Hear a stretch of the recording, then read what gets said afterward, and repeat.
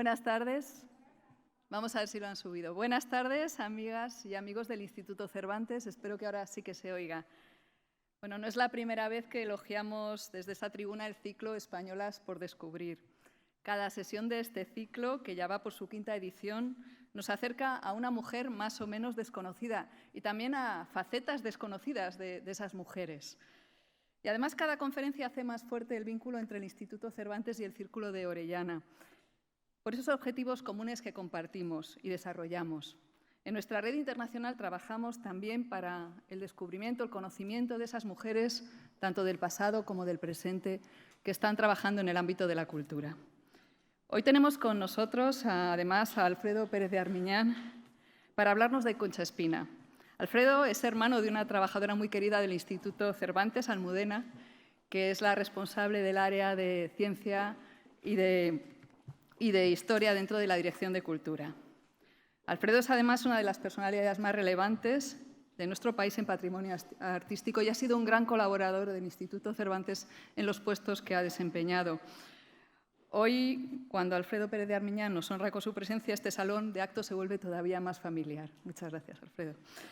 Estar otra tarde aquí y saber que estamos abriendo una ventana al mundo a través de Internet, donde se retransmite esta conferencia, es una tarde que huele a lluvia de verano, una tarde entre amigos y amigas.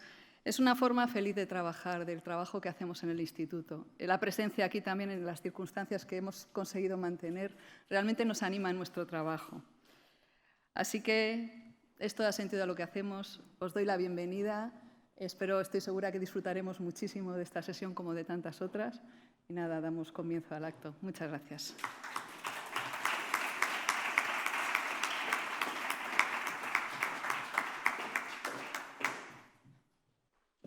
Buenas tardes. Querido director del Instituto Cervantes, gracias por acompañarnos. Querida secretaria general, gracias por las palabras que acabas de introducir. Querida Raquel, directora de Cultura de esta casa, también gracias por asistir.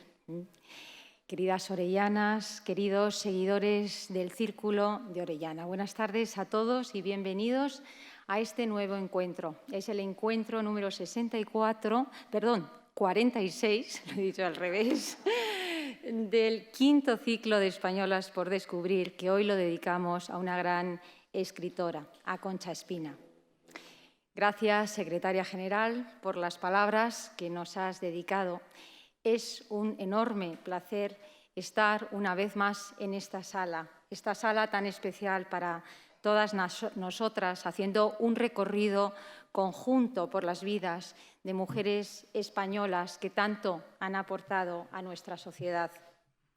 Querido Alfredo Pérez de Armiñán, quiero agradecerte muy especialmente el que estés hoy con nosotros y que ya formes parte de este programa. La verdad es que es un gran honor el que hayas aceptado, no solo ya como académico de la Real Academia de Bellas Artes de San Fernando, sino también como bisnieto de Concha Espina. El Círculo de Orellana tiene como misión visibilizar el talento femenino, convencidas de la importancia de generar referentes que inspiren a otras generaciones. Visibilizar ejemplos de grandes mujeres es fundamental porque para seguir avanzando es necesario revisar nuestro pasado. Nosotras no partimos de cero porque hay muchas mujeres que nos han abierto puertas muy diversas y desde hace muchos años. Y por eso queremos mostrar sus vidas y sus obras en su reconocimiento, porque no siempre lo tuvieron fácil y por ello queremos destacar su valentía, la determinación, la ilusión y el compromiso, pero también los sacrificios realizados para lograr precisamente sus sueños. Durante estos 5 ciclos y gracias a la alianza que mantenemos con el Instituto Cervantes, sus nombres, sus vidas y sus obras están llegando muy lejos. Y por ello terminamos este semestre anunciando que las orellanas hemos dado un paso muy importante y es nuestra primera publicación, Semblanzas 1 de Españolas por descubrir, que lo tenemos aquí. Hoy es una realidad. Su presentación oficial la haremos en el mes de septiembre, en esta misma casa, en el Instituto Cervantes, con los autores y con nuestros colaboradores. Pero les puedo avanzar desde ya que ha sido un trabajo muy emocionante y muy intenso, realizado en colaboración con la editorial Libros.com.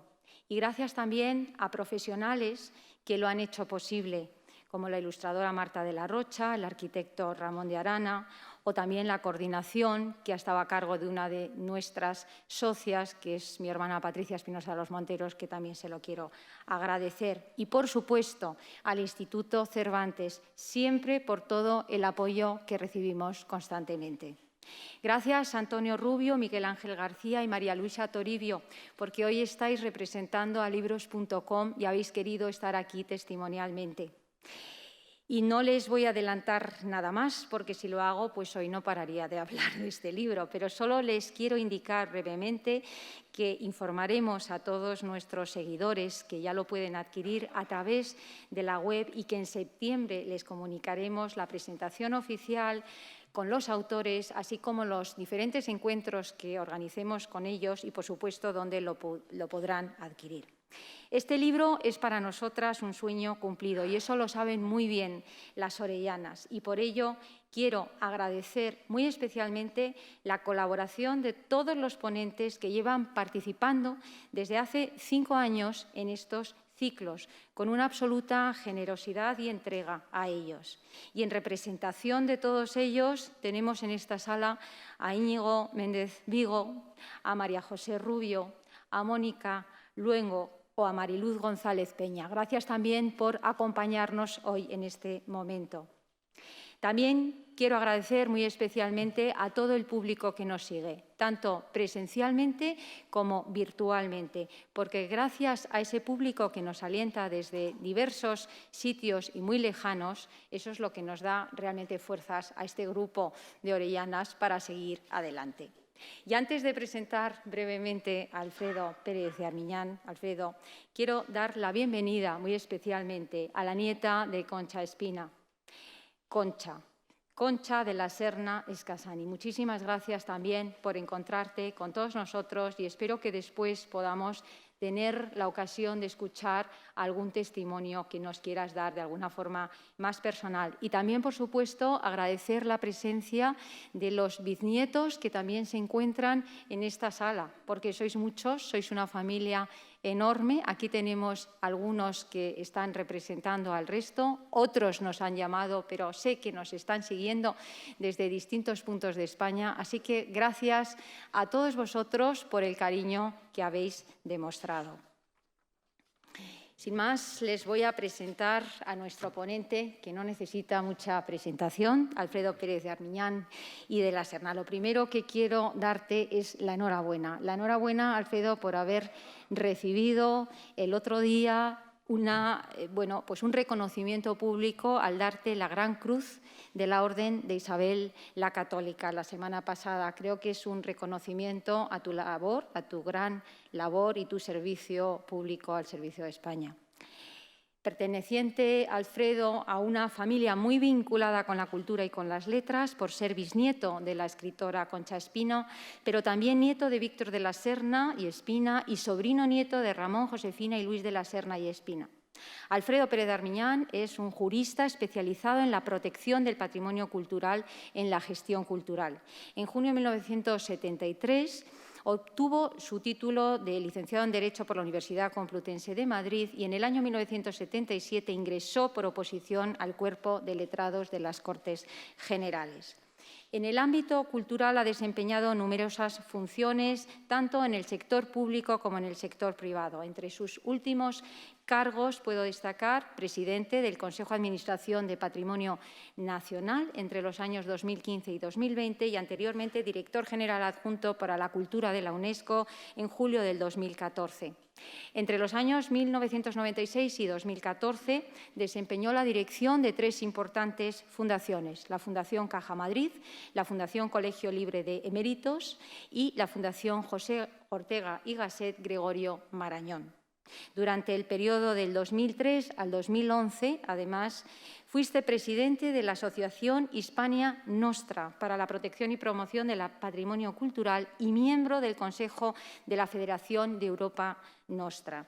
Y entre 1993 y 2003 fuiste vocal del Real Patronato del Museo del Prado y miembro de su comisión permanente, donde volviste unos años más tarde cuando fuiste presidente de Patrimonio Nacional. Desde el año 1996 es académico de número en la Real Academia de Bellas Artes de San Fernando en su calidad de especialista en la protección del patrimonio cultural y en la gestión cultural, siendo en la actualidad vicedirector tesorero de esa corporación. Además, es autor de numerosos libros, yo les voy a destacar algunos de ellos, como son La monarquía y la Constitución, que hiciste junto con Fernández Fontecha en el año 87, y las competencias del Estado sobre el patrimonio histórico español en la Constitución de 1978, así como el comentario al artículo 57, sucesión de la corona, junto a Tomás Villarroya, en los comentarios a la Constitución española de 1978, dirigidos por Alzaga en el año 1998. Y en 1986 publicaste los trabajos parlamentarios de la Ley de Patrimonio Histórico de España, en cuya elaboración participaste como letrado de la Comisión de Educación y Cultura del Congreso de los Diputados. Pues, Alfredo, te voy a dejar la palabra después de esta presentación. Muchas gracias.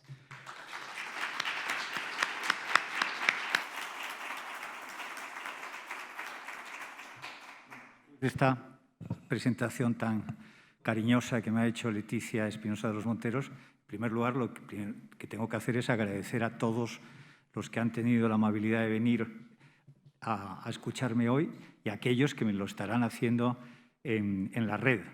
También quiero darle las gracias, en primer lugar, y muy especialmente a Leticia Espinosa de los Monteros, como presidenta del Círculo Orellana, y a toda la Junta Directiva del Círculo por haberme invitado a participar, clausurando en este caso este ciclo, el 64, perdón, el 46, estoy como tú,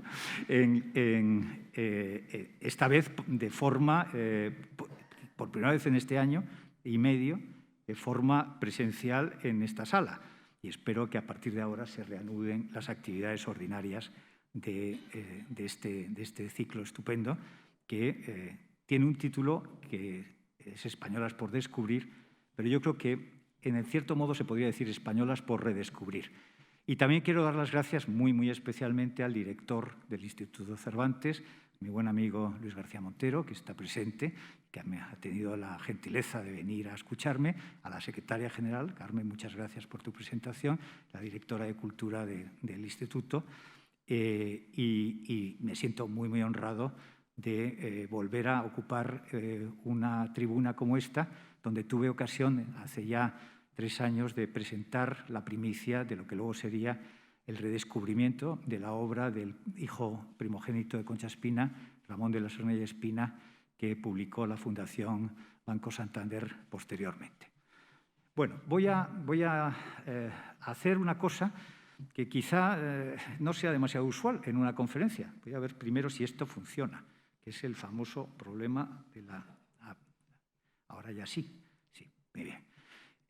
Voy a hablar de mi bisabuela Concha Espina con imágenes, como si estuviera comentando un álbum familiar, y creo que es más interesante en el caso de una persona que ni es historiador de la literatura, ni es especialista en la historia cultural de la primera mitad del siglo XX en España, ni puede considerarse un crítico literario, y por tanto mi autoridad para hablar sobre doña Concha Espina es mínima. Yo diría que no tengo ninguna autoridad. Y es más, hay personas de mi familia que conocen mucho mejor la vida de la propia doña Concha Espina, entre otras cosas porque han sido testigos de ella, aunque sea de la última parte de su vida. Está aquí Concha de la Serna, que vivió con mi bisabuela, abuela suya, es la nieta más joven de Concha Espina, hasta su muerte, y por tanto tiene recuerdos que yo no tengo. Y además, como pasa a menudo en las familias, lo ha dicho Leticia antes, somos una familia muy extensa y y, por tanto, los recuerdos familiares ya se difuminan a lo largo del tiempo, se fragmentan y no siempre se mantienen, digamos, de una forma que podríamos llamar canónica. En todas las familias hay un relato canónico, pero a veces el relato canónico se va, por así decirlo, despiezando, se va deshilachando y al final tenemos recuerdos, retazos de lo que fue un tapiz. El tapiz lo tenían mucho más claro los hijos de Concha Espina, lo tenían ya sus nietos y los bisnietos somos, en cierto modo, herederos de partes del tapiz, de retazos del tapiz, pero no de todo el tapiz. Y, naturalmente, para reconstruir esta existencia, que en el caso además de Concha Espina es especialmente compleja, por muchas razones que intentaré explicar, me ha sido necesario hacer una especie de estudio como aficionado, aunque a sabiendas de que yo tenía muchas claves, de su propia vida y de su propia obra. Yo he querido llamar a esta conferencia 4 claves de la vida y la obra de Concha Espina, porque básicamente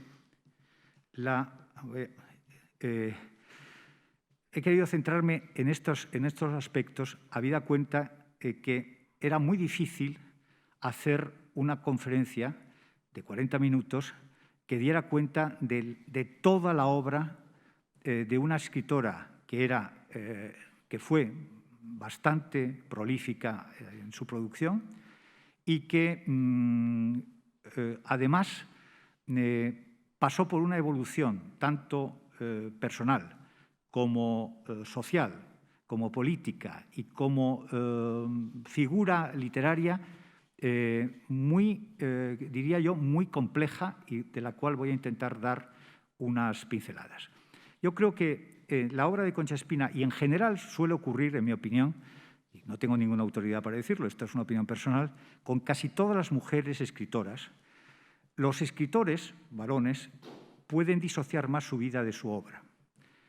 No siempre. Por supuesto que hay una conexión íntima entre la personalidad del escritor y su visión del mundo plasmada en sus obras, eso es evidente. Pero en el caso de las mujeres, en mi opinión, esto es mucho más acusado. Las mujeres han tenido que luchar contra una posición social que las relegaba a la vida familiar y doméstica y al mundo del trabajo, pero no las daba visibilidad pública, o por lo menos les hacía muy difícil tenerla. Y esa, digamos, esa lucha personal y familiar y social por conseguir esa visibilidad inevitablemente tenía que trasladarse a sus obras de forma mucho más acusada que en el caso de los hombres. Los varones podían hacer una obra literaria reflejo de su personalidad, pero no tenían que luchar contra el medio para expresarse. Las mujeres tenían que luchar contra el medio, y no solo contra el medio social, sino contra el medio familiar. Lo vamos a ver en el caso de Concha Espina. Entonces, claro, como pasa en general con las mujeres escritoras, y en general, lo que podríamos decir, las mujeres que han tenido una relevancia pública hasta esta generación, o si se quiere hasta la generación inmediatamente precedente, todas ellas han tenido que desarrollar su actividad en unas condiciones que inevitablemente les exigían, por así decirlo, dar testimonio de todo ello, aunque fuera de manera velada o de manera o mediante la ficción en su propia obra. El caso de doña Concha no es en absoluto distinto, sino al revés. Yo diría que es uno de los casos más expresivos en que eso se produce. Entre otras cosas, y eso lo quiero destacar desde el principio, porque probablemente, digo probablemente porque no tengo el dato con toda seguridad, fue la primera mujer que vivió de su pluma en las letras hispánicas. Doña Emilia Pardo Bazán, que es la figura literaria de la generación inmediatamente anterior, que representa, en cierto modo, la culminación de la presencia de la mujer en las letras, podía vivir sin necesidad de la pluma. Pero para ella su obra literaria era fundamental en su vida, pero no tuvo que ganarse la vida con ella. En el caso de Concha Espina es exactamente lo contrario. Concha Espina tuvo que trabajar escribiendo y ganándose la vida escribiendo y sacando adelante sola una familia de 4 hijos pequeños o adolescentes. Y eso en 1909 tiene mucho mérito. Y es muy difícil de conseguir un éxito literario en tan poco tiempo, entre 1909, pues se puede decir, y 1926, en que fue candidata y finalista en el Premio Nobel, en solo 17 años o 16 años, conseguir pasar del anonimato de la colaboradora de periódicos de provincias a la gloria literaria pública, naturalmente no se consigue de cualquier manera, y en una sociedad en la que las mujeres todavía, a pesar de doña Emilia Pardo Bazán, y precisamente su caso es muy expresivo de lo que estoy diciendo, eran vistas con recelo por sus colegas escritores, no solo por la sociedad en general, sino por sus colegas escritores, pues doña Emilia no pudo entrar en la Academia Española, teniendo a su favor una obra ingente y un prestigio indiscutible. Pues a pesar de todo no pudo entrar. Doña Concha Espina no pudo entrar en la Academia Española por las mismas razones. Y parecía aceptable, y con independencia del mérito que tuviera la obra en cuestión.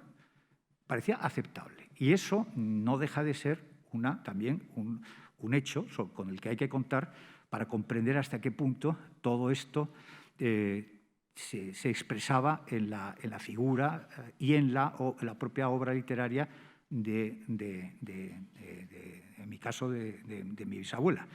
Pues yo creo que hay cuatro elementos de continuidad en su vida que interesa destacar. Primero, la lucha por la independencia personal. Y he dicho independencia, podría haber dicho autonomía, y no la lucha por la libertad, porque eso sería quizá excesivo.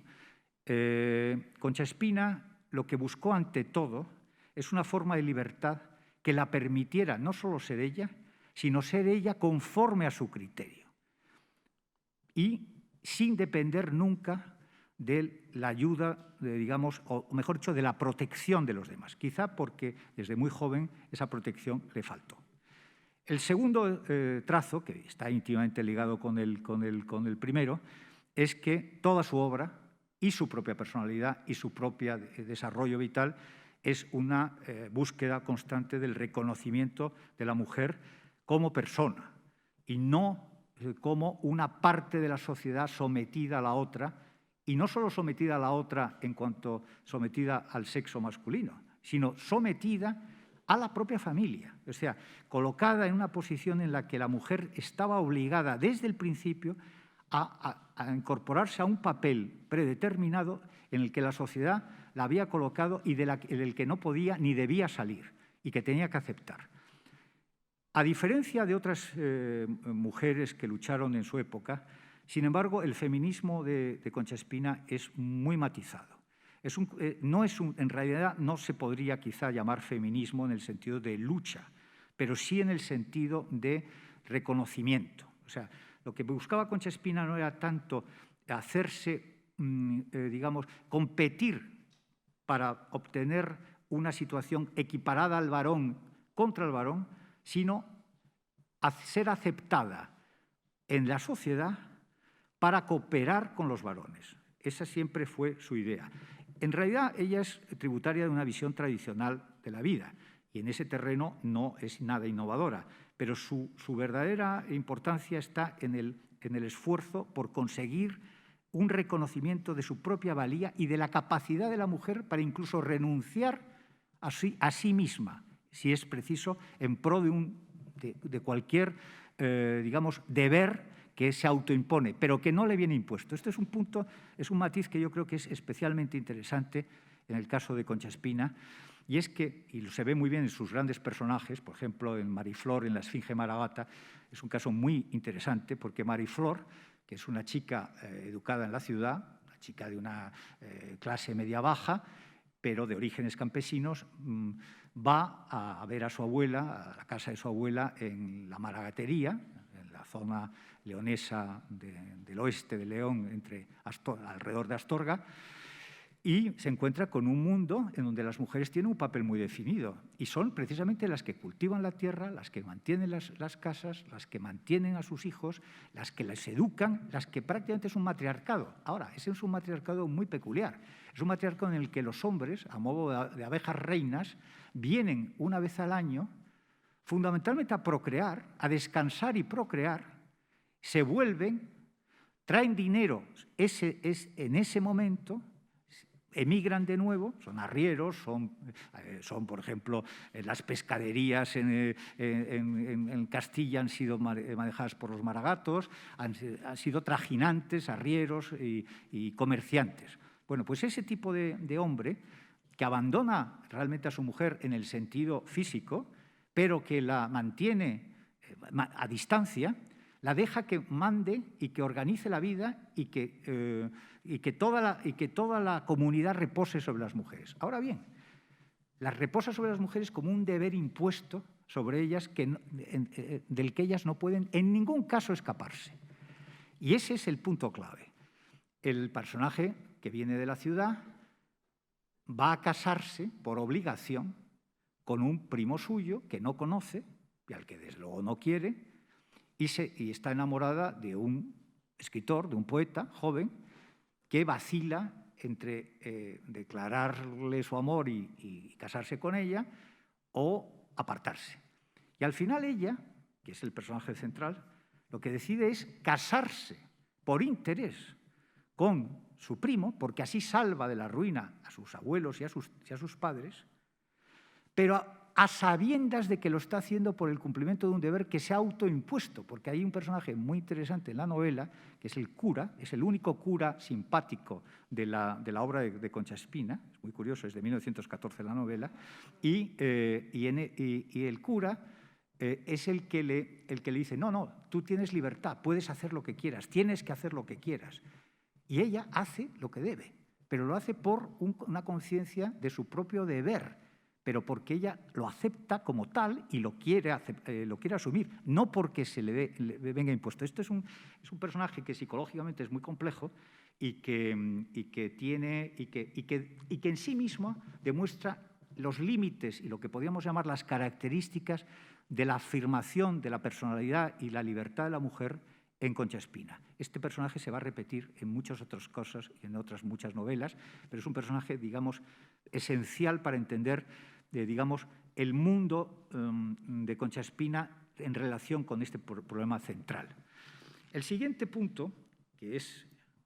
Bueno, luego voy a hacer un excursus muy rápido sobre la vida de Concha Espina para que, a modo del álbum de familia del que hablaba. El siguiente punto es el regeneracionismo. ¿Por qué he dicho regeneracionismo? He meditado mucho sobre este asunto. Yo no quiero ocultarles que mi bisabuela tuvo una trayectoria desde el punto de vista que podríamos llamar de compromiso político, que podríamos decir muy no quiero pecar ni por exceso ni por defecto, yo diría extraordinariamente cambiante. Es decir, Concha Espina fue durante su vida partidaria del conservadurismo de la Restauración, era amiga de Antonio Maura, a través de su gran amor, Ricardo León. Segundo, aceptó la dictadura de Primo de Rivera e incluso tuvo relación personal con el dictador y le pidió, por ejemplo, un indulto para un anarquista que consiguió. Y, por último, recibió honores durante la época de la dictadura muy altos del propio rey, de Alfonso XIII, la hizo dama noble de María Luisa, que, para que nos entendamos, era el toisón de las mujeres. Además, los reyes, como veremos a continuación, inauguraron su monumento en Santander en vida de la escritora en 1927. Honor altísimo al que yo creo que ningún escritor español, salvo el caso de Galdós, se ha producido en su propia vida. Y Galdós, que además era republicano y estaba un poco, ya era el final de toda su larguísima vida y carrera literaria, con el enorme prestigio que tenía Galdós, no tuvo la suerte de tener a los reyes precisamente inaugurando su monumento del Retiro, más bien al contrario. Pero esto demuestra el grado de reconocimiento que tuvo doña Concha por parte de la corona. Pero, paradójicamente, en 1931 firma el manifiesto de la agrupación al servicio de la República, encabezado por Ortega, Marañón y Pérez de Ayala, lo cual no dejaba de ser, evidentemente, un cambio radical. Y ya dentro de la República es muy considerada por los gobiernos de centro-derechas, particularmente por el gobierno de Lerroux, que la hizo embajadora extraordinaria en el centenario de Lima, en 1935, en el cuarto centenario de Lima, y sin embargo, un año más tarde, claramente se enfrenta a la hostilidad del gobierno del Frente Popular y cuando porque ella adopta una posición política claramente favorable a los nacionales, está confinada en su casa de Mazcuerras. Así, ahí pasa los primeros 2 años, año y medio de la guerra, hasta prácticamente abril, mayo del 37, y después de la toma por el bando nacional de la provincia de Santander, se convierte en una figura literaria de prestigio en el bando nacional y publica 3 libros que son claves para la literatura, digamos, de propaganda de la guerra en ese bando, que es primero su novela Retaguardia, inspirada en un diario que ella llevó durante la guerra y escondido, que se llama Esclavitud y Libertad, el diario de una prisionera, diario que ella no quiso volver a publicar en vida.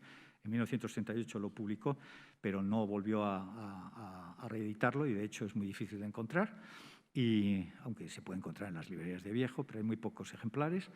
Y ella no lo quiso reeditar porque le parecía excesivamente cargado del espíritu terrible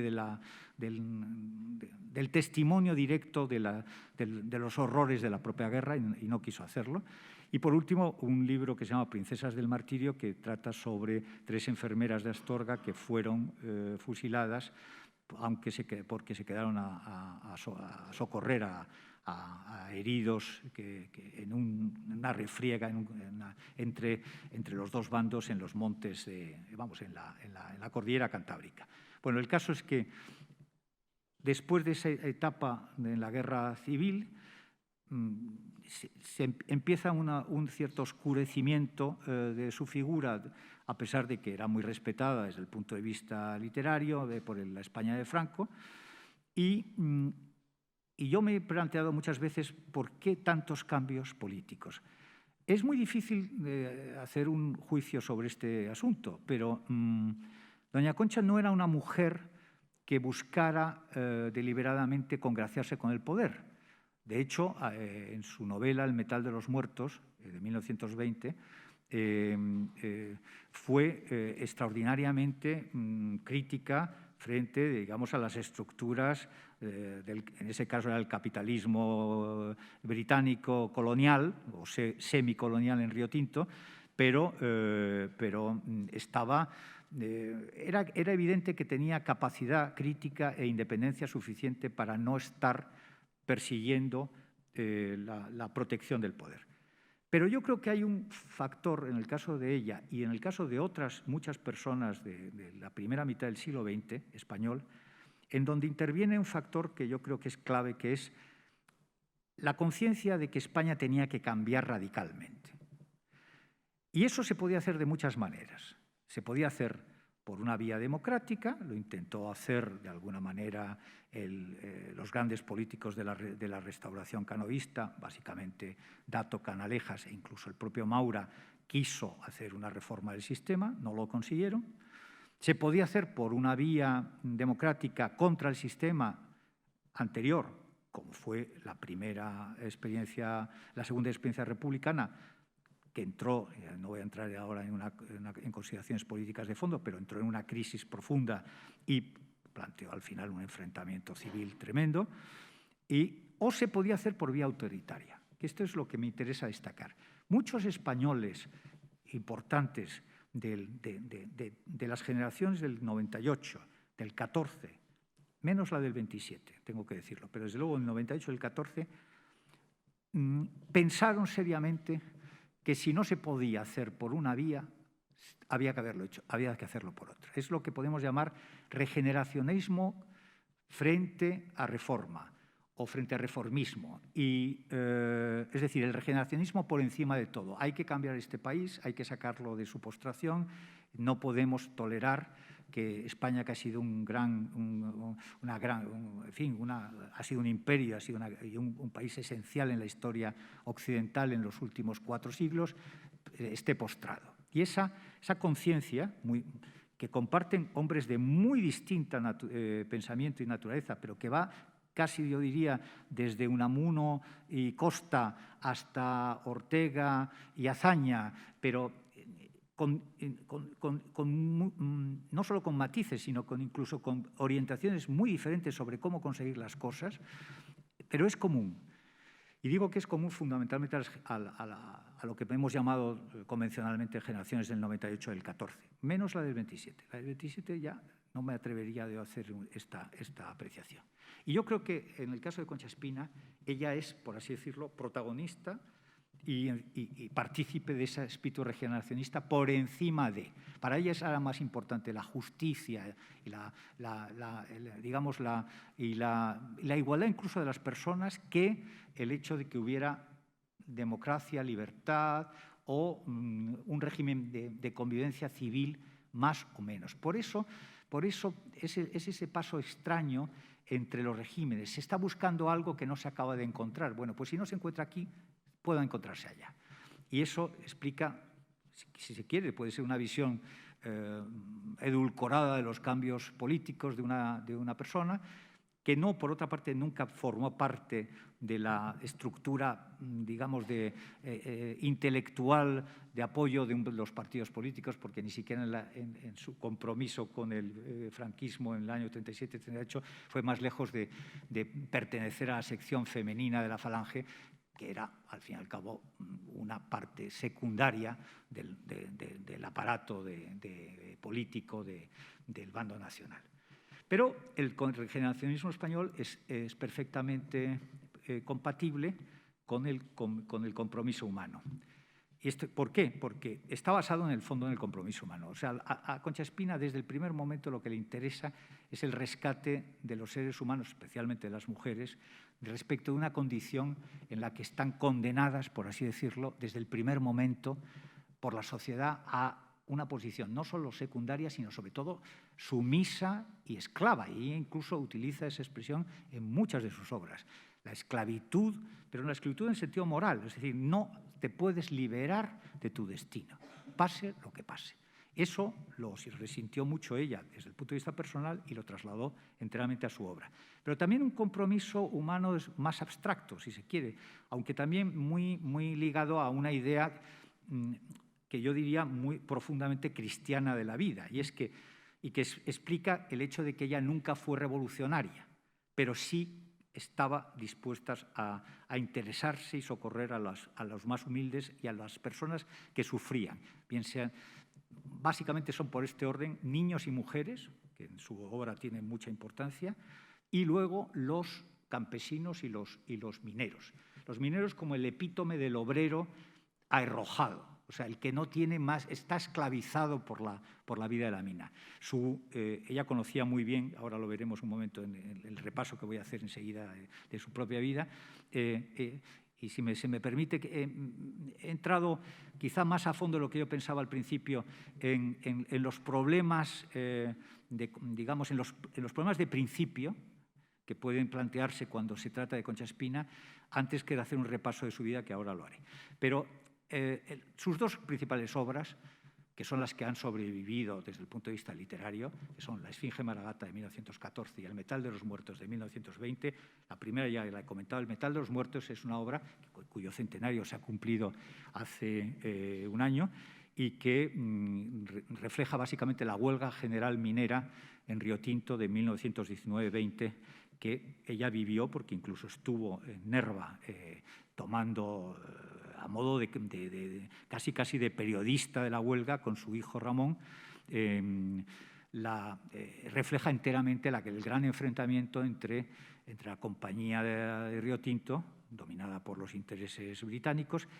Ella juega un poco a intentar hacer una crítica del capitalismo industrial un poco depredador a través de la crítica al capitalismo exterior, porque lo que sí fue siempre doña Concha fue muy nacionalista española. Ella creía claramente que España tenía unas reservas morales superiores a lo que se les reconocía en el extranjero y que los extranjeros habían sido, en cierto modo, causantes de nuestra postración en el siglo XIX. En cierto modo, desde ese punto de vista, es heredera una larga tradición que no es solamente digamos, del conservadurismo español, aunque es especialmente acusada en el conservadurismo español, pero que también tiene sus raíces incluso en el progresismo español. Hay que olvidar que los españoles de finales del siglo XIX asistieron al desastre del 98, asistieron al hundimiento, por así decirlo, de la imagen histórica que ellos tenían de España y que se vino abajo en ese momento, y de ahí en gran parte el regeneracionismo. Pues ese compromiso humano, que tiene esas dos vertientes, una vertiente más, por así decirlo, misericordiosa respecto a los desvalidos, y otra vertiente más social, más, que podríamos decir más abstracta, porque se ha dicho, y Ana Caballé, por ejemplo, la profesora de la Universidad de Barcelona, bien conocida por sus estudios sobre la literatura femenina española, con ocasión del centenario del Metal de los Muertos, publicó un artículo en El País, que lo tengo aquí delante, donde dice claramente que El Metal de los Muertos sigue siendo, a su juicio, la primera novela social española, y que además literariamente es una novela que, aunque el argumento pueda a veces, la acción pueda, como pasa muchas veces en Concha Espina, pueda difuminarse en la prosa muy poética de Concha Espina, no deja de ser un gran alegato social en favor de lo que podríamos llamar la liberación y la emancipación del proletariado, en este caso. Es más, hubo críticos en su época que la acusaron de socialista. Concha Espina en realidad nunca fue socialista, pero sí tenía un fuerte sentido de la justicia social, y eso se plasma en toda su obra. Y ahora voy a hacer, después de esta especie de largo prólogo, voy a hacer un paso muy rápido por su vida. Concha Espina tiene una primera etapa que es todo esto forma parte de su trayectoria vital para buscar la independencia. Ella nace en una familia. Vamos a ir a las fotos, que yo creo que son mucho más interesantes. Esta es su casa en el pueblo de Mazcuerras, que en 1948 tomó oficialmente el nombre de Luzmela en honor a su novela La niña de Luzmela, que se supone ambientada en el Valle de Cabezón y concretamente en este pueblo.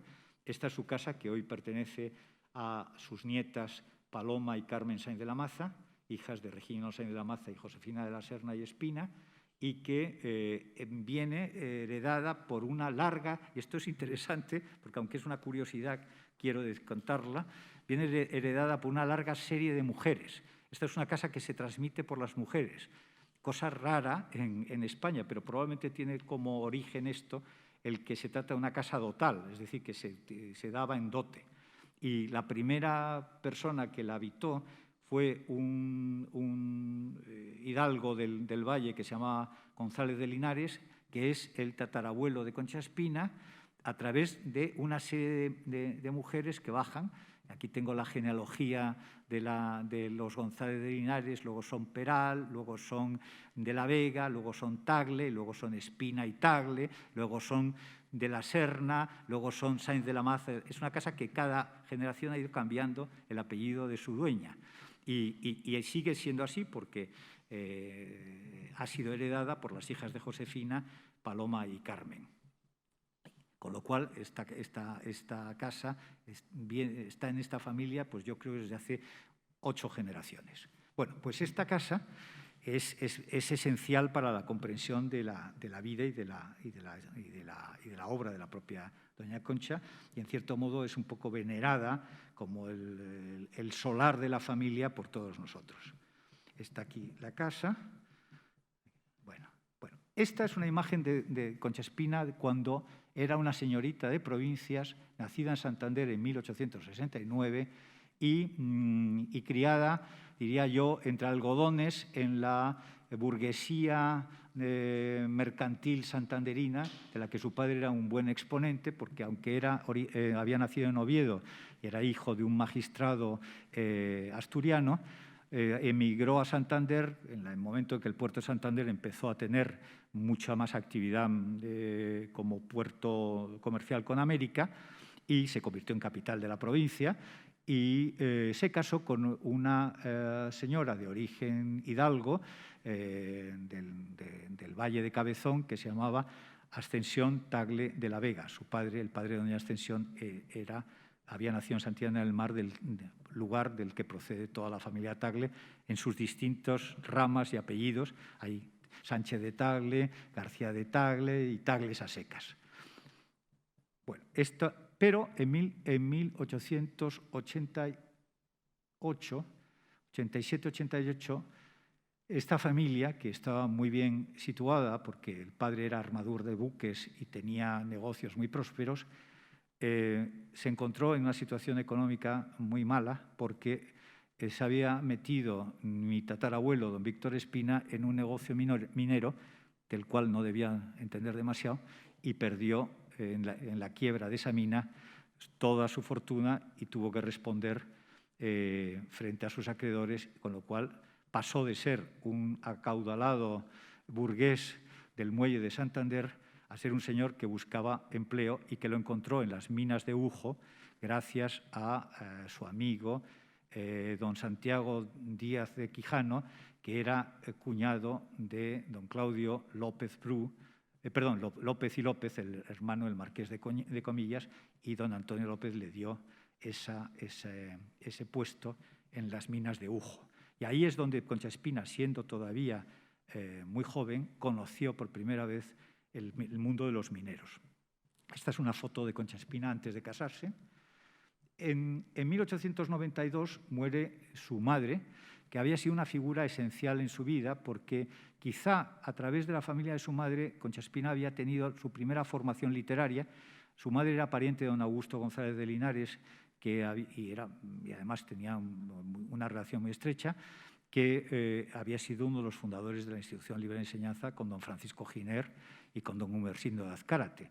De hecho, en una estancia de don Francisco Giner en el Valle de Cabuérniga, en casa de don Augusto, es cuando se toma la decisión de fundar la institución. Bueno, ese mundo del liberalismo progresista de orígenes más bien hidalgos, que representa muy bien don Augusto González de Linares, un poco a modo de gentleman farmers ilustrados,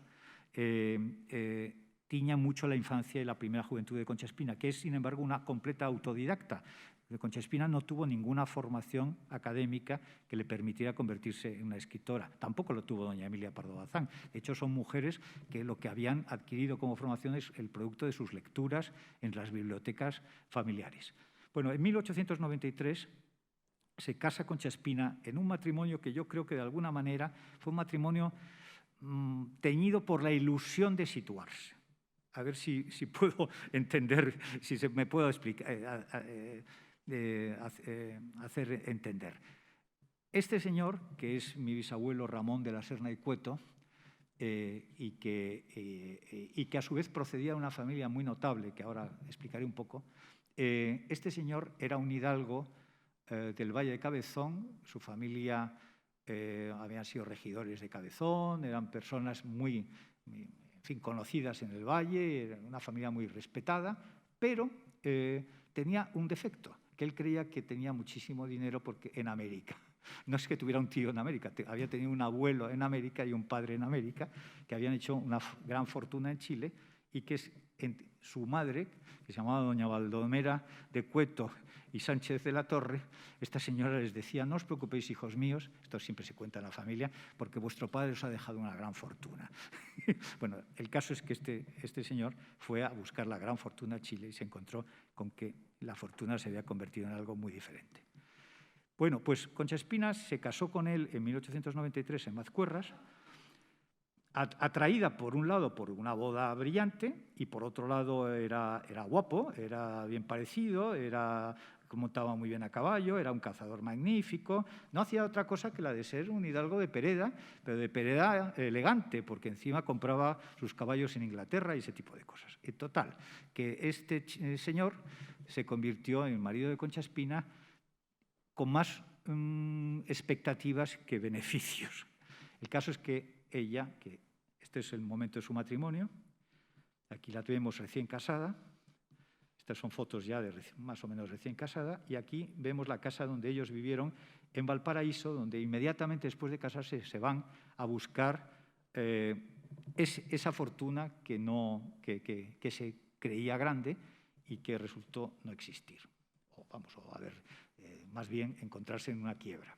Era la segunda quiebra de Concha Espina, teniendo solo 23 años. Aquí está una placa que está en Valparaíso, donde habla de ella y de mi abuelo, Víctor de la Serna, que se puso en 1964, aunque se dice que Víctor de la Serna nació en 1892, lo cual no es correcto, porque nació en 96, y el que nació en 1894 fue Ramón, su hermano mayor.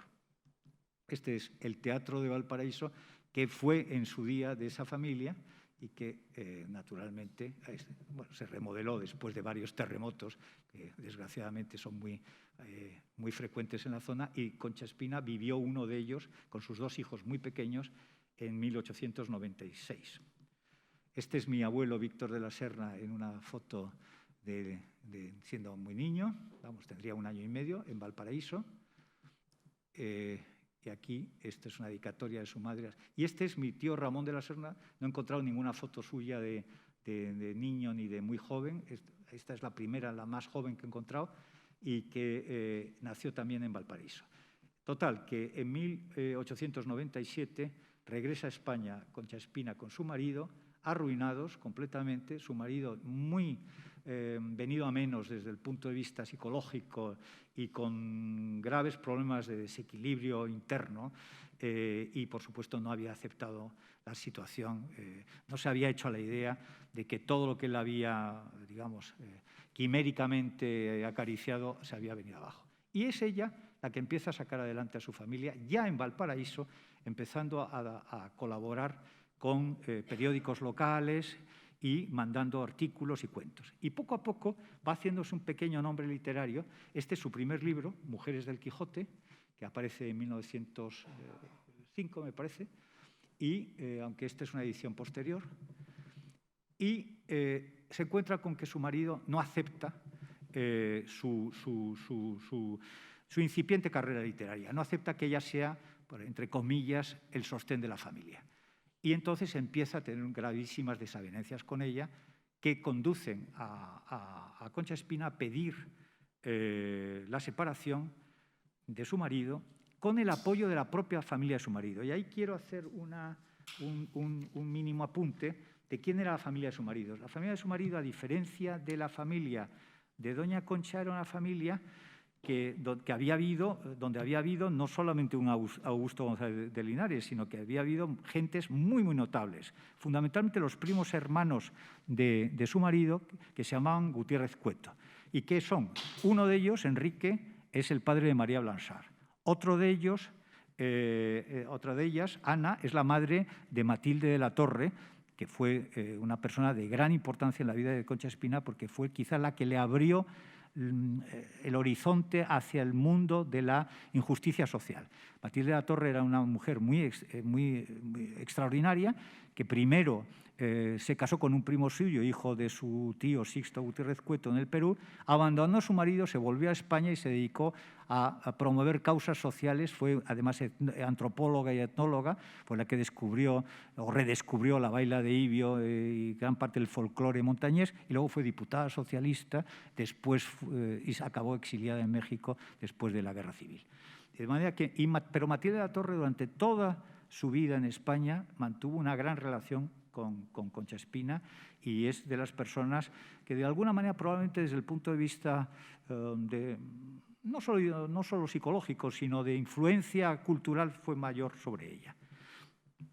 Después en 1909, mi bisabuelo, que para entonces ya estaba bastante mayor, se marcha a México porque doña Concha, con la ayuda de los Gutiérrez Cueto, que todos ellos eran, como digo, personalidades muy notables, particularmente el llamado el capitán Cueto, que fue un héroe de la guerra de Cuba, porque burlando el bloqueo americano, era un marino mercante, Fernando Gutiérrez Cueto, fue el que realmente cogió a su primo por las orejas y lo mandó a México como secretario del Casino Español, y ahí estuvo durante bastantes años separado de doña Concha. Bueno, pues esta señora, a los 40 años, con 4 hijos, el mayor estaba en ese momento en Inglaterra, se había marchado con unos amigos de su madre pidiéndole permiso para irse a vivir al extranjero, luego vivió una temporada con su padre, pero estuvo fuera de España casi 10 años, pero no se trata de hablar de mi tío Ramón, ya hablé aquí hace años.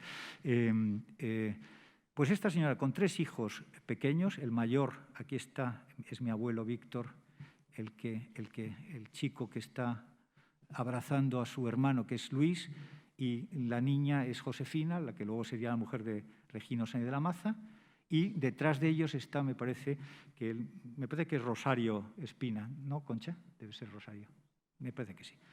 Bueno, esto es en 1912 en Madrid.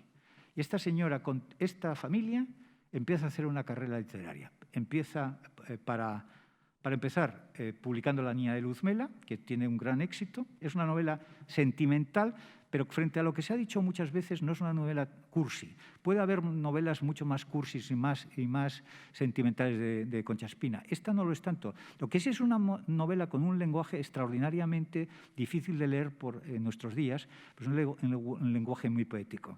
A Concha Espina la distingue más su lenguaje poético y su riqueza de vocabulario que la consistencia de las tramas y de la acción, salvo probablemente en el caso del Metal de los Muertos y de la Esfinge Maragata. Bueno, va pasando el tiempo y se va convirtiendo en una señora cada vez más conocida. Y de esta época data su relación con Ricardo León. Había conocido a Ricardo León cuando estaba todavía en Santander, a través de Enrique Méndez Pelayo, que siempre fue un gran protector de Concha Espina, en 1906. Este señor era un escritor de gran éxito. Había vendido 1 millón de ejemplares de su novela, me parece que se llama El amor de los amores, en 1910. Bueno, pues este señor fue el amor de Concha Espina. No sabemos exactamente el grado de relación que tuvieron. Si era un amor platónico, si era un amor algo más que platónico. Lo que sí es verdad es que claramente ella y él tuvieron una relación muy intensa, y hay cartas de él a ella, pero no vivieron nunca juntos, eso desde luego, y ella mantuvo siempre su posición de mujer independiente. Y hay una sensación, por lo menos esto no está probado por lo que estoy diciendo, hay una sensación de que la novela de Concha Espina que publica en 1910, que me parece que es no recuerdo bien en este momento el título, habla de cuál va a ser la relación con Ricardo de León, que es una relación en la que ella, por un lado, está enamorada de él, pero se llama Despertar para morir, pero por otro lado no quiere romper su familia. No quiere romper, no por las convenciones sociales, sino realmente por el sentido del deber hacia sus hijos.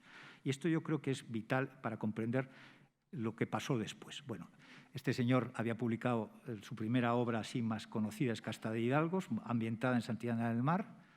Y aquí es su ingreso en la Academia Española, que él fue el académico de la Española más joven de la primera mitad del siglo XX, ingresó con 35 años con la protección de Antonio Maura, que está en el centro de la foto, con su barba y su banda y su uniforme. Me parece que Eduardo Dato está a la derecha y ya los otros no los tengo en este momento identificados.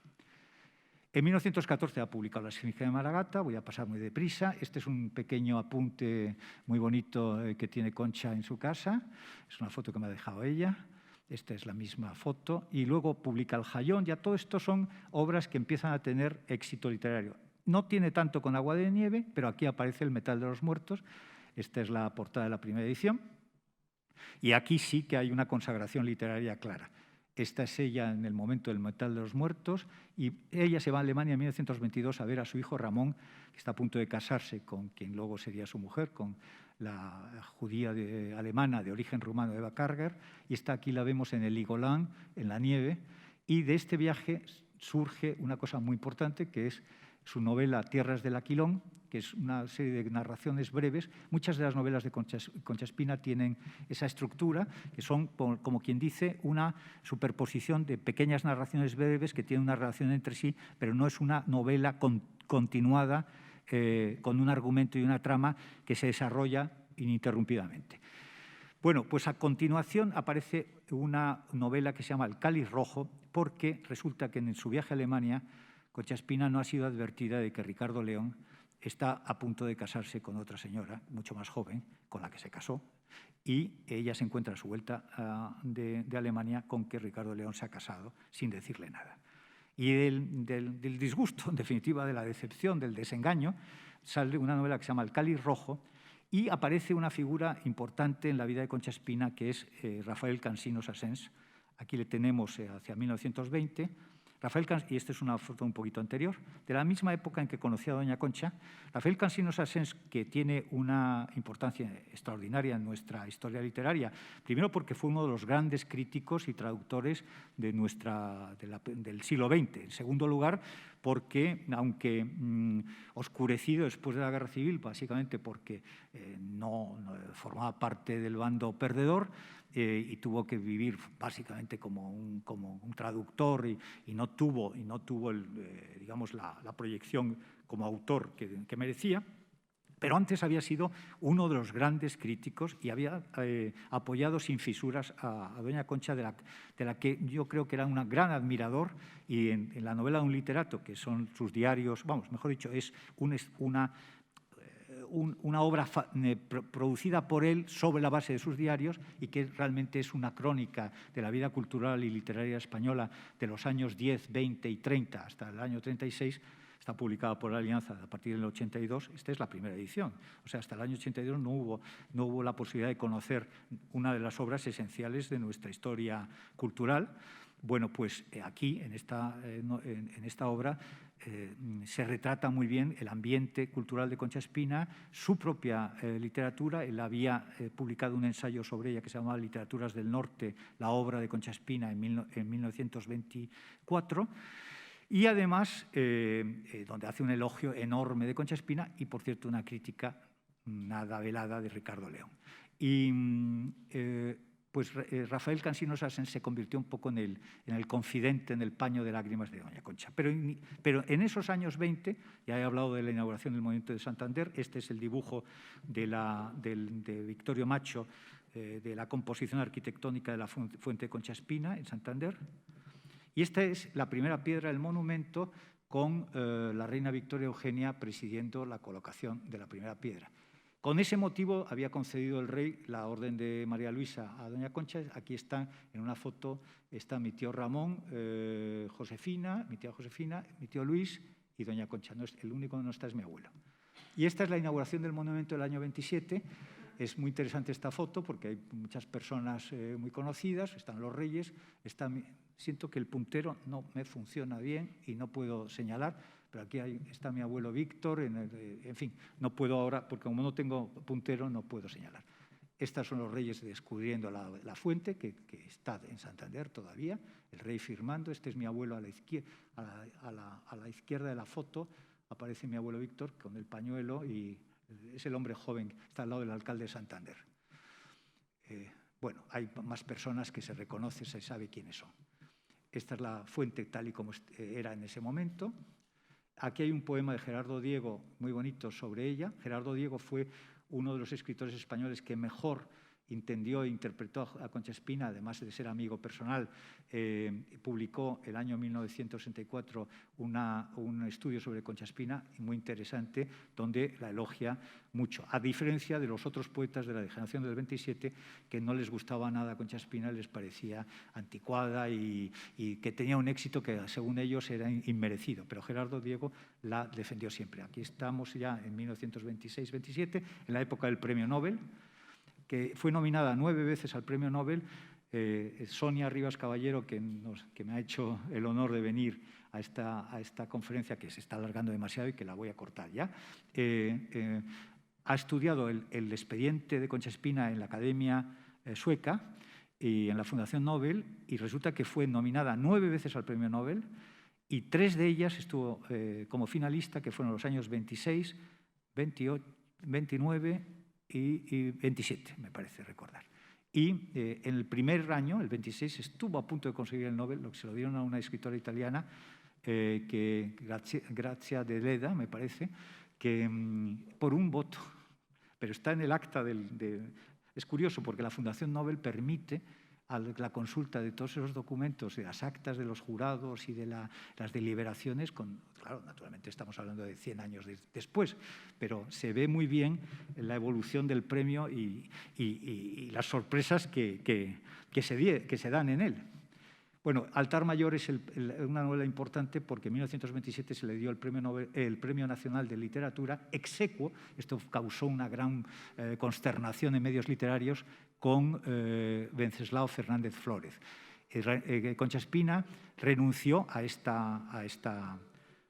premio. Bueno, estos son más fotos de obras sobre ella. Este es un libro muy importante que luego se publicó en 1955, casi en vísperas de la muerte de Concha Espina, que se llama La Virgen Prudente, y que ello la publicó luego como Aurora de España, y este es, por así decirlo, su declaración feminista.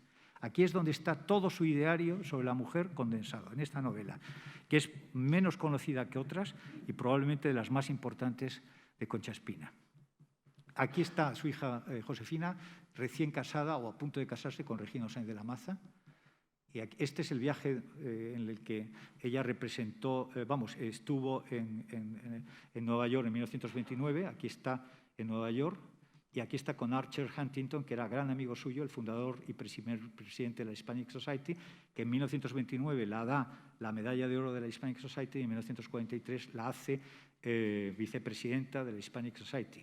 Y cosa curiosa, esto no lo sabía ni siquiera la Hispanic Society, ha tenido que ser Concha la que se lo haya recordado, porque en la exposición sobre Hispanic Society que hubo en el Prado hace 3 años o 4, no venía el retrato de Concha Espina con la banda de María Luisa de López Mezquita, que está en la Hispanic Society, siendo la única mujer y además la única española que ha sido vicepresidenta de la Hispanic Society, lo cual era verdaderamente formidable el desconocimiento que las propias instituciones tienen de su propia historia.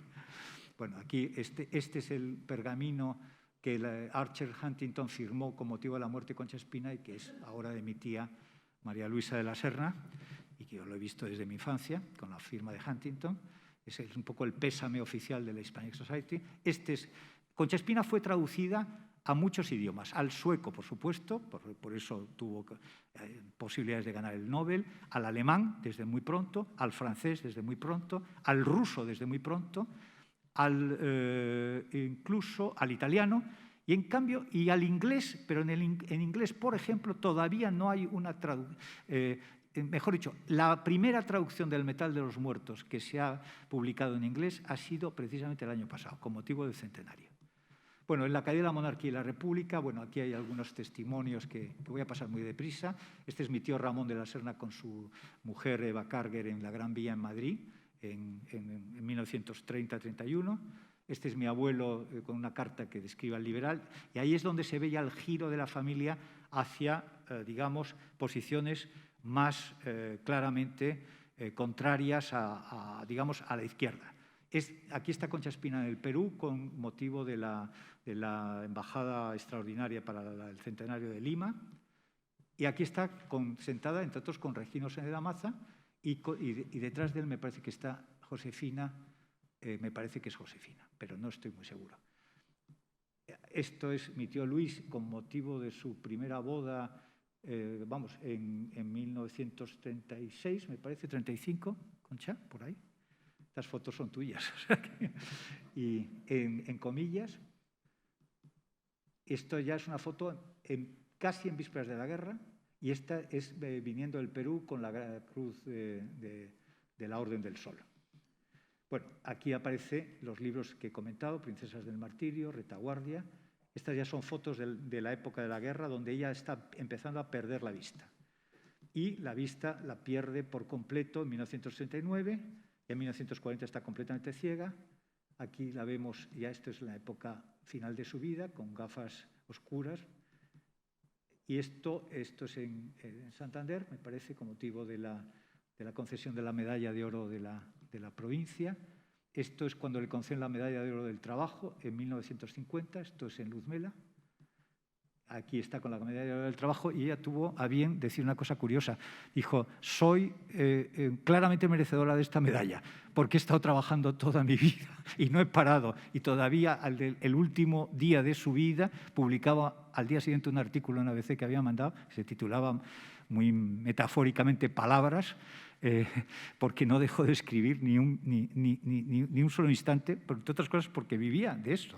Este es el busto que había en Luzmela y que Concha tiene en su casa. Esta es la última novela importante de Concha Espina, que la publica ya ciega en 1948 y que tiene un título muy poético que demuestra además que esa vena nunca se había agotado, que se llama Un valle en el mar y habla de la bahía de Santander. Viene a decir, la bahía es como un valle en el mar. Y, en efecto, es una imagen muy poética y muy bonita. Aquí está en su casa de Mazcuerras al final de su vida. Esto es lo mismo. Aquí está su nieta Concha, asomada al busto, cuando tendrías tú 3 años o así. Con Concha también, 4 o 5.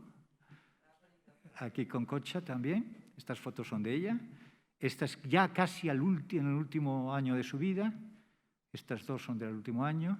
Esta es la falsilla con la que seguía trabajando para poder escribir a mano sin que se corrieran las letras. Aquí se ve, esta foto es muy bonita, y se ve cómo esta falsilla se la inventó realmente ella para poder seguir escribiendo. Y esta es la última foto que conocemos de ella en vida. Aquí está sentado mi tío Jesús de la Serna, hermano de mi madre, con su entonces novia María Pura Ramos, que vive afortunadamente, es la periodista más veterana de España, y está Paloma Sainz de la Maza con su abuela. Bueno, esta es la tumba de Concha Espina, donde están enterrados Josefina y Regino. Y después, bueno, yo voy a pasar muy rápido porque esto es más conocido. En 1957 mi tía Josefina escribió este libro que es muy agiográfico, pero es interesante por los datos que contiene. Este es el Teatro Concha Espina de Torrelavega, este es el metro de Concha Espina, gracias a lo cual su fama ha perdurado, el metro y el estadio de Bernabéu. Bueno, y aquí está la obra de Gerardo Diego, dedicada el 64 a ella, de la cual yo voy a extraer una. Este es el Monumento de Santander, tal y como está hoy. Detrás está el monumento de mi abuelo. Este es un sello que se hizo en los años 60 con motivo del centenario. Esta fue la escultura que se descubrió en Castillo de los Polvazares, que es el Valdeflores de la Esfinge de Maragata. Este es un libro, es la reedición del libro de mi tía Josefina, y esta es la placa que hay en su casa en Madrid. Bueno, gracias a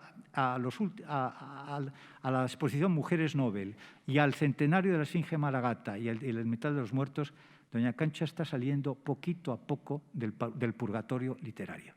Y yo creo que no es solamente aquí está Concha en Chile, con un busto que regalaste a la Biblioteca Nacional, me parece, ¿no? O en Valparaíso.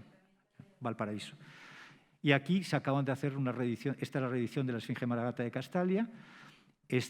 Bueno, ya han aparecido, esta es la penúltima edición del Metal de los Muertos, esta es la de Cristina Fernández Gallo, pero en fin, el Metal de los Muertos ha sido reeditado 2 veces en los últimos 2 años. Y estas son obras de ella en la exposición de las Mujeres Nobel, y gracias a Sonia y a Belén Yuste se ha podido hacer. Aquí está Carmen Sáenz de la Maza inaugurando un busto de doña Concha, me parece, en Tapia de Casariego, en Asturias, y esta es la Rosa de Concha Espina. Y como estamos hablando de una escritora, pues yo creo que nada mejor que leer una página de Concha Espina que seleccionó Gerardo Diego en su estudio y que para él es una demostración de cómo escribía esta señora, con un lenguaje que podía resultarnos excesivamente preciosista desde el punto de vista del vocabulario, pero que tiene una gran carga poética y esta página, que creo que con ella se entiende mejor a esta escritora, la voy a leer, se llama Naves en el mar, está escrita en el Estrecho de Magallanes, o recordando el Estrecho de Magallanes, su viaje a Chile en 1893, su retorno de Chile también por el Estrecho de Magallanes en 1897, y está publicada en el libro Ruecas de Marfil, de 1917. Y se titula El fiordo andino. Y leo: habíamos llegado al Estrecho de Magallanes y el Orcana se atrevía lento sobre las aguas misteriosas. Al penetrar entre el Cabo de las Vírgenes y la Punta del Espíritu Santo, las tierras son cándidas, verdes, sin árboles ni rocas, y contrastando con esta mansedumbre, el mar inquieto, movido, oculta bajo la ondulante marea el agudo puñal del arrecife. Luego el paisaje se ensoberbece, medran las montañas hasta las nubes y ruedan hasta el mar peñas y cerros, formando canales y lagos. Aquí el agua es calmosa, estática, profunda. Surgen de ella negros cantiles, adustos y violentos, escarpados montes con la toca de nieve y la falda selvosa, islas y valles de original belleza, archipiélagos, istmos, penínsulas, que dilatan la vertiente occidental de los Andes en un fiordo gigantesco y magnífico para cortar la punta del continente sudamericano. Las praderas y los glaciares, el granito y el musgo, la nieve y la flor, el roble y el tremedal, cuanto hay en la naturaleza más diverso y contrario, más distante y enemigo, se une con terrible hermosura en esta maravilla del mundo que Magallanes descubrió para España un día pretérito y glorioso. Pasión de la raza y amor de la tierra me poseyeron en la ruta escabrosa y admirable, donde el misterio y el peligro navegaban a nuestro lado. Yo sabía que en la dulcedumbre de la corriente y el encanto de los ocinos acechaban el escollo y el temporal, siempre ocultos en aquella intrincada estrechez, y pensaba con asombro entrañable, con altísimo orgullo, en los exploradores hispanos, los primogénitos de la humanidad en el antiguo mar de las tinieblas, que lucharon a veces hasta 90 días en las desconocidas angosturas del estrecho, con leves naos inseguras, audaces las velas latinas, el aparejo de cruz y la cruz en el trinquete. Yo también iba de exploraciones por el gran fiordo andino, niña y triste. A miles de leguas de mi patria, el mar, el cielo y el monte me producían una desgarradora impresión de soledad. Por primera vez adiestraba mi vida para una lucha torva y callada frente al destino, y la fecunda semilla del sufrimiento henchía dolorosamente la pobre tierra virgen de mi corazón. Muchas gracias.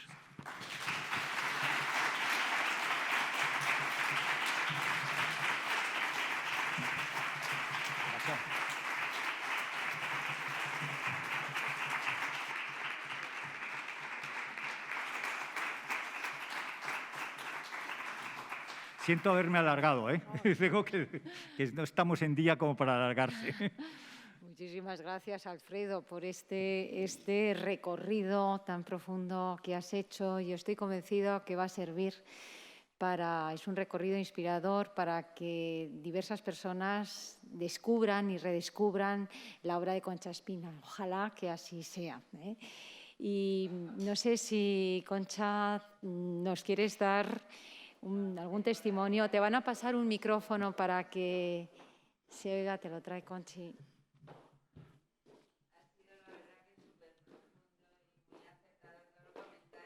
Lo que pasa, yo quisiera insistir que lo has dicho, pero verdaderamente una de las características bases o maestras de Concha Espina era justamente la misericordia, que lo has dicho.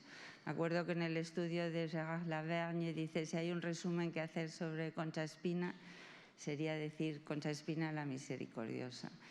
Y es que tenía un profundo, claro, ya no está de moda eso, pero un profundo sentido cristiano de la humanidad y todo su afán, que en un momento dado pudo decirse político, pero en realidad lo que era profundamente humano, ¿no?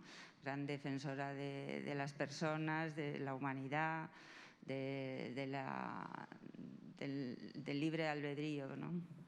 Yo creo que ese sería el resumen. Y bueno, las palabras que ha leído yo creo que la identifican completamente, ¿no?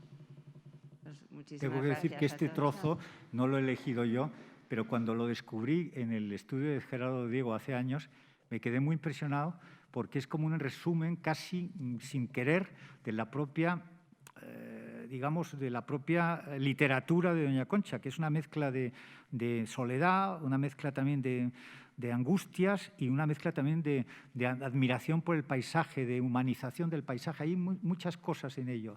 Evidentemente, tenía un alma poética más intensa de lo que se ha subrayado, aunque yo creo que casi todos sus comentaristas y críticas lo han dicho. El libro de Gerard Laverne, que acaba de citar Concha, que lo tengo aquí, que sigue siendo insuperado, aunque merecería quizá Concha Espina una biografía actualizada, pero lo dice con claridad. Y La misericordia, estoy totalmente de acuerdo contigo, toda su obra trata de seres humanos concretos y cuando trata de grupos sociales abstractos lo trata siempre desde un ángulo, al final, de humanización muy profundo. Bueno, no un detalle, un hecho que a mí siempre me dejó, que un cura de Cabezón de la Sal de repente me contó que cuando había nacido mi padre, que nació en verano y por eso nació en Cabezón, había nacido también un niño de una chica soltera que se había colgado de un árbol y entonces mi abuela cogió a ese niño y lo crió al mismo tiempo que mi padre. Y luego fundó una cosa que se llamaba El Niño Descalzo, que era una asociación para recoger a niños huérfanos y todo eso. O sea, que verdaderamente fue muy activa en todo eso. Y eso antes de ser una figura literaria, porque eso lo hizo en 1906, 7, 8, claro, en esos años. 1907. Pues nada, muchísimas gracias a todos. Muchas gracias, Concha.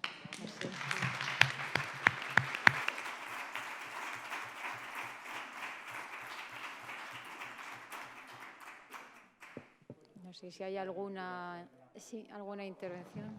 Sí, Antonio. Te van a pasar el micrófono. Cuando has hablado de 1919 y la huelga de Río Tinto, en la que indudablemente la prensa tuvo un papel muy importante, sobre todo La Libertad con Luis de Oteiza y compañía, en aquel momento ella, ¿qué función tenía o qué papel desarrolló? Digamos, periodístico, literario, elemento humano. Esencialmente literario, pero con efectos bastante poderosos, porque ya era una escritora muy conocida.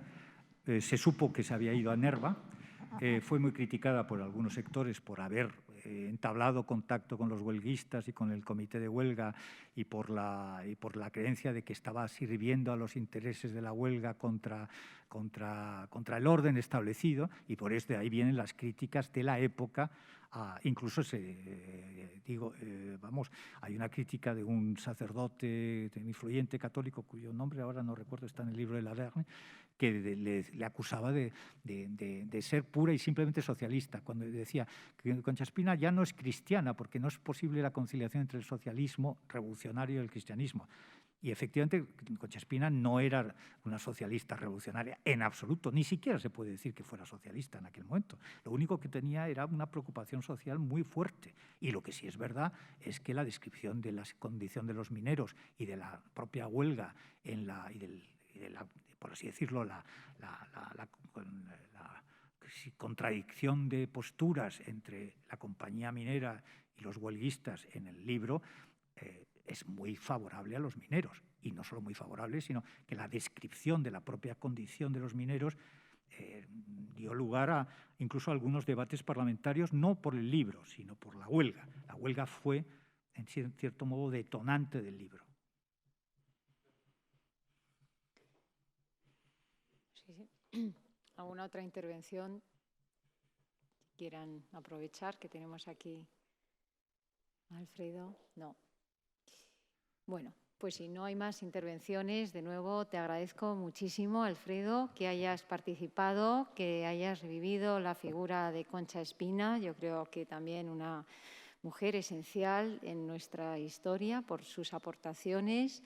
Y sin más, bueno, les deseo a todos un verano estupendo. Vamos a volver, estaremos en septiembre y, según me han dicho, el 22 de septiembre por la mañana presentaremos este libro de Españolas por descubrir y por la tarde tendremos otro encuentro sobre Mercedes Fórmica, precisamente con la profesora Ana Caballé, que tú has citado antes. Así que les emplazamos al mes de septiembre. Muchísimas gracias a todos.